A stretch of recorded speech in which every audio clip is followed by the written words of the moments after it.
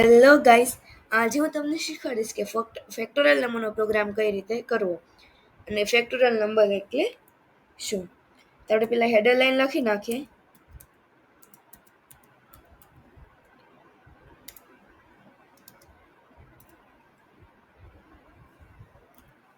include stdio.h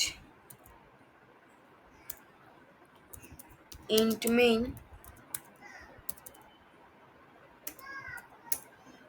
હવે આપણે factorial નંબરના પ્રોગ્રામ માટે આપણે વેરિયેબલ લઈએ int is equal to I n અને fact is equal to 1.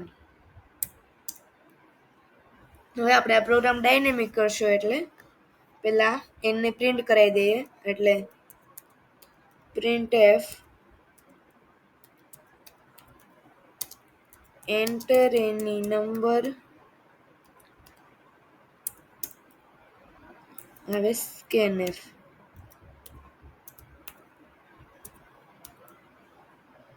%d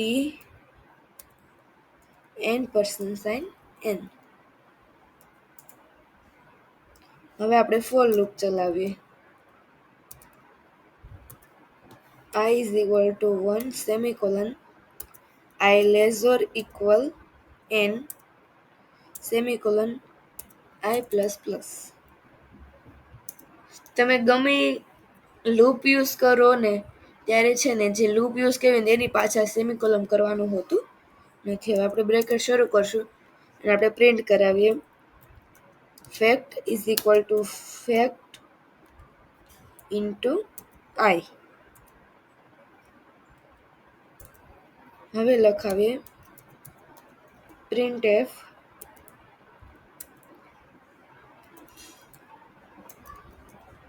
factorial number is %d is %d. હવે આપણે n and fact પ્રિન્ટ કરાવીએ અને હવે લખી નાખીએ રિટર્ન 0. હવે જો એ પ્રોગ્રામ રન થાય છે કે નહીં. 5 ફેક્ટોરિયલ નંબર ઇઝ 120.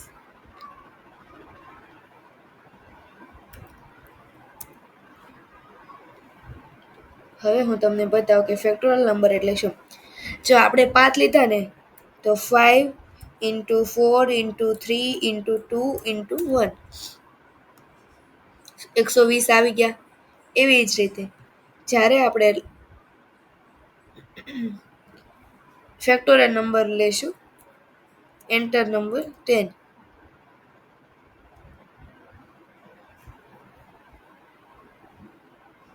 તો 36,28,800 આવશે.